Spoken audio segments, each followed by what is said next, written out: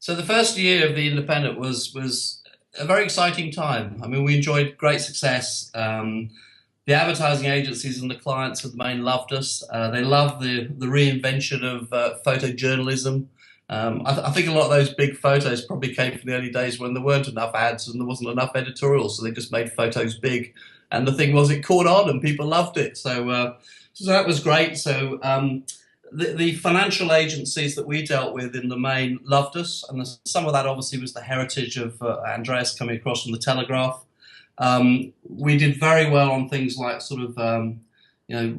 reports and company statements, etc. And also family finance was a huge area for us. And so the first year was we couldn't do any wrong really, and in many ways, we would never call ourselves a yuppie newspaper, but that was exactly the profile that we were talking to. It was ABC Ones, it was 20 to 45-year-olds, exactly in the target market for financial advertising and also for all those luxury goods and travel, etc. So the first year was wonderful. And then we got to a year in and got to October 87.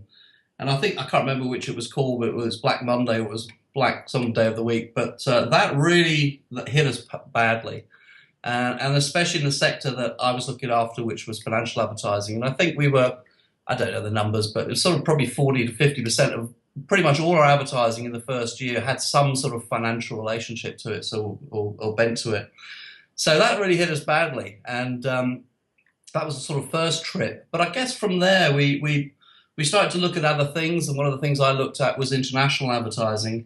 And there was two sides to that. One was to try and do these sort of ubiquitous international reports that a lot of newspapers were doing in the quality sector.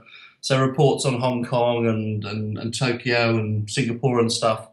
So those were a lot of fun. But also, more importantly, we did international because a lot of our revenue, I mean, even though the advertising dollars came out of agencies in London and Manchester and Scotland, the reality was that the client actually knew about us and the client was overseas. So a huge proportion came out of Japan. So we took some trips out to Japan and to Hong Kong and out to the States and obviously into Europe as well. So that was came out after the sort of October 87 crash.